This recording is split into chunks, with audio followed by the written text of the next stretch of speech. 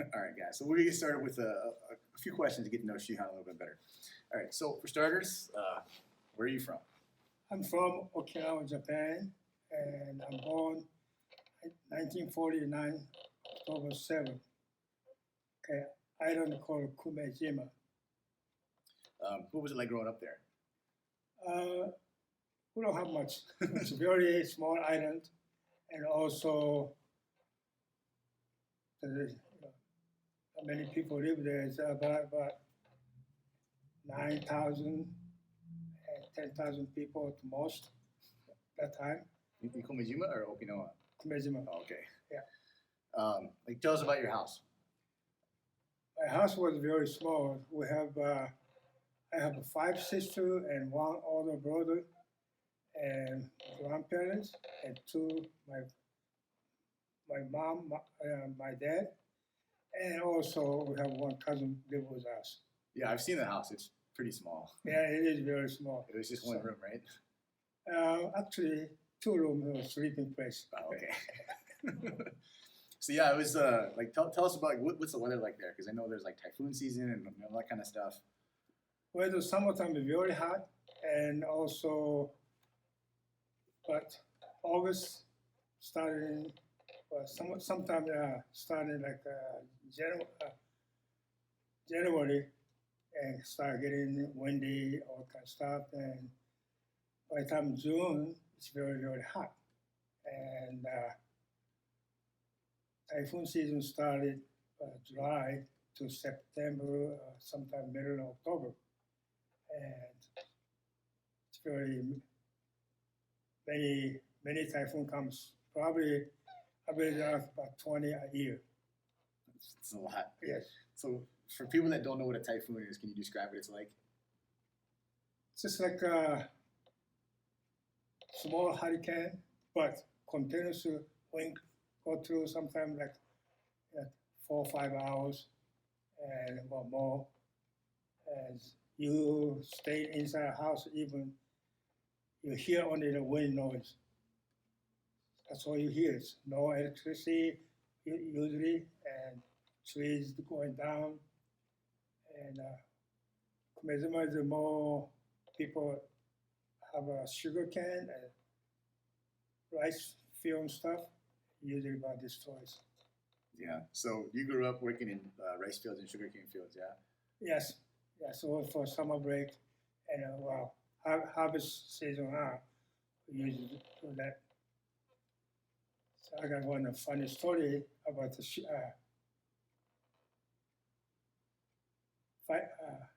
rice harvest. I was in high school. I had one of my best friend. I told him, hey, go to Kubizima. And we have very good sake over there, and so you can have sake. But he didn't know who was going to walk. As soon as I get on the boat, my dad said, hey, boys, let's go to rice field. So he never forget, even now, he just, you tricked me. I know you didn't have a lot. So what kind of stuff did you have like to eat back then? I know like food was pretty rare or kind of low. Most of all, you would eat like fish and vegetable and rice. So that's all we grow. Or we can go to the ocean, get fish. It's just very. So all the food is actually you have to grow your own. Yeah. Yeah. All right. So you talked about having 5 sisters and a brother. Tell us a little bit about Aunt Yoko. I have one sister is really tomboy. She was like to do like Okinawa sumo wrestling, that type of things, and like to fight a boy. And if I go to school, I had to get a fight. I have to win. If I don't win, she gonna take me to their house to rematch again. So I win. That was tough, my life. Yeah, she's still pretty mean. Yeah, she is still pretty mean. So what was school like? Well, school is actually, we don't have, of course, we don't have no air conditioning or anything. And we do math and the Japanese, and most that's the biggest things we have to learn, and all the other stuff are extra. And recess is we do a lot of sumo wrestling to play. So that was your game. Yeah. As lunch was, and we have U.S. military. They give it a hard bread and powdered milk. We have to eat. So I didn't like the milk because my stomach get hurt. So I usually take my own lunch. It's usually about half the sweet potato. So I forgot to ask. So then in the summertime you would work in the sugar cane and rice fields and stuff. Yes. So I know you had an accident one time. You want to tell us about your finger? Oh, I know. I've had some of the students have asked before. I lost one of my pinky and the tip. And my dad say, this equipment is for cutting the sugar cane, so we can replant it. So don't touch it. So probably I was about 6, 7 years old. Because, your parents say don't touch it, and you don't want to touch it. So I decided I want to try cut the sugar cane. End up I cut my finger off. Then I'm scared because my dad got mad at me, so I wrap him up with a rag and put in my pocket. So I was kind of, eating with my left hand on my dinner. My dad said, "What's wrong, boy?" I said, "Well, nothing." The night I had a fever and everything else, so my mom found out that I lost my finger. Oh boy! All right. So besides school and obviously you guys had to work. What did you do for fun? We had to create our own stuff because we didn't have anything. Even movie theater, we have only weekend, or maybe every other weekend. So we have to create our own. So a lot of times we go out to another small island.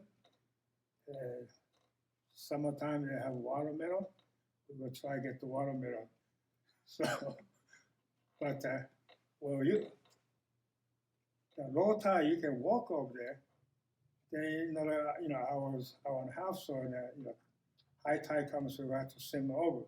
So we usually pour the watermelon to float and swim it back.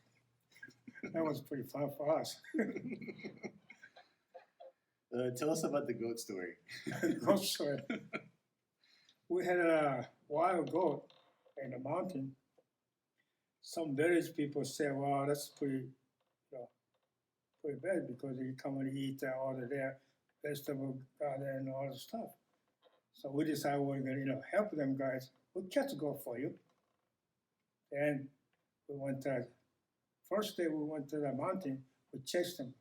I know where we can chase them. The second day we go back there, and I had a different idea. So sweet potato vine, we had a whole bunch of them. And I would crush the over, then my friend cover me up in the vine. So we waited about half hour, maybe an hour, and goats start coming to eat. So I reach out, I hold them my front leg, both of them, and do the headlock. So I screamed my friends, "Come, help me." And he came over, hold one back leg, then he got end up kicking the chin. So we lost the goat.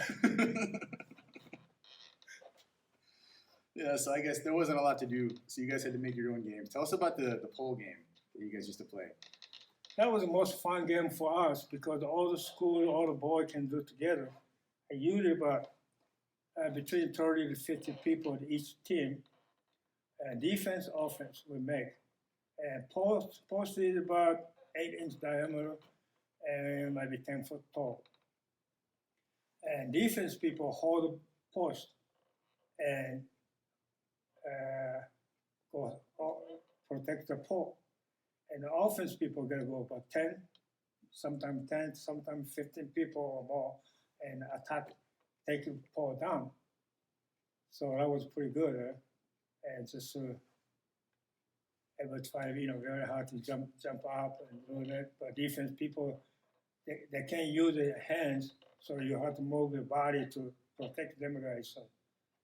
So 1 year we were doing that. Me and my friends, we got a very good idea. So he's going right in front of me. I'm behind him, so he got crouch down. So I jump onto his back, and I can jump to the post, and I can take down. So first time worked very good. So we win the game. A week later, we're gonna do the same things. But other team, they know or they figure out. So I jump up, everyone moved. I fall down on my face, and I lost my tooth. They don't really play this game anymore, do they? I don't think so. Kids are not too soft anymore. So I guess you were a pretty athletic kid, hyper kid. So did you play sports growing up, anything like that? I did more like running, that kind of stuff, cross country and high jump, that kind of stuff. It's not. I didn't like the team sports like baseball and soccer, that kind of stuff. We didn't have soccer at the time. We had baseball and rugby. But I did rugby a little bit because that's more fun. And other than that, it's mostly individual. It's like track and field kind of sports. Yeah. So I guess you guys, you had to do a lot of things. Tell us about the fence post story, which is at school. We were at school summer break. It's weird, live in the country, small island, so, and summer break project is all the students either make rice straw rope, and so we can bring in. What they do is they can sell farmer to Thailand, sugar cane, that kind of stuff. And 1 year, the school decided want to put the fence up to the one area, so all the students have to bring 3 fence posts. So I go home, I told my dad, and so he said, "Oh, that's a good idea. Go on the mountain, go get it." I said, "Oh yeah, fine." So I went to cut, bring it back, and turn into school. And that was September 2nd week, everyone started having a problem in the school. Everyone say, "Oh, I'm itchy, I got poison ivy or whatever." So I end up, I believe my post was poison oak. Yeah, but you didn't get a rash. No, I didn't get a rash because I still don't get poison ivy and stuff. So your dad knew that it was poison oak. Yeah, my dad, he knows, but he didn't say nothing to it. Everybody got it. So. Yeah. He was worse than me, I guess. He still figure it out. Oh, okay. Yeah, so I guess being bored, you and your friends got in a little bit of trouble trying to find stuff to do. Tell us about the sugarcane story. So we were young. We were about 14 years old, somewhere around there. Yes. We didn't have any treat. Like today, you can find a candy, chocolate, that kind of stuff. We didn't have that kind of stuff. So most treat for us is sugar. Sugar cane is very pure and very good for your body. Anyway, 1 year we decided we get some after lunch we get sugar. So we went to sugar cane field next to door school. So you cut from in the end outside and people can see. So we went all the way in.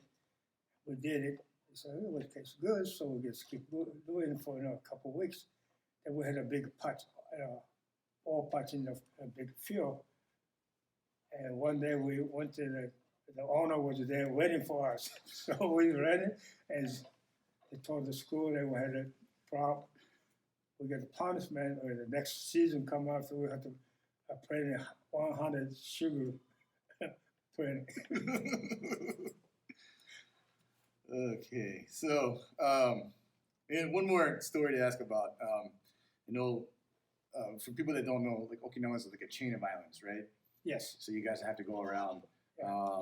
You want to tell us about the boat that you were on that with your sister? We have one summer, summer break. We went to the mainland Okinawa in Naha, and my sister and my friend all everybody went there. One day we're coming home, and well, weather was not that bad. It was kind of a little windy, and also the boat was actually overloaded, and our fence post, telephone post, and all different things. About a couple hundred people in the boat, and we left on the mainland and towards Okinawa, Kumejima, and by an hour later, and both sank. So my sister was scared, and my friend was screaming all the stuff. So we kind of like hang on to the telephone post. But that in the ocean, the waving, so the telephone post keeps spinning, so we can't hang on too long. So luckily, we found that little flat bed type thing. So kind of like what do you call that? I forgot the name. Anyway, and we hang on there for about a couple hours. Finally, and a military helicopter come over to rescue us. So that was kind of scary for my life. Yeah. My sister was actually scared. Next few years, she didn't want to take the bath. So yeah, you had a pretty interesting childhood. All right, so let's talk about how you got your start in martial arts. You started with what, Okinawan sumo first, because that's kind of what you guys did for yes, fun. and I grew up. The island Kumejima is very known in strong Okinawan sumo wrestling. That's why we were in the school, even recess, everybody do that, and we have like a community center. We have the sumo wrestling. They usually sand, beach sand that we put on there, so it's pretty soft. So we'll work on that. And my neighbor guys, their whole family was kind of like a sumo wrestling champion. So they was teaching us, who were kids, how to do the stuff. So that's how I grew up. I was a kid. And middle school, I did judo also. And high school, I moved to mainland island in Naha. And so me and my friend, all three of them, we went to the 3 different schools, but after school, we hang out together in a little apartment. And one of my friends, brother-in-law, he said, "Boys, don't you want to do something besides just hanging out in the room?" Because we didn't know that Naha City is that much. We didn't have no friends and stuff. So he said, "Well, let's do something else besides just sit in a room." So he decided he want to take his friend's place. That was my teacher, Shima Sensei. Shima Sensei, those who he took over there, told him, say, these 2 boys need this, discipline. So training. So that's how we started.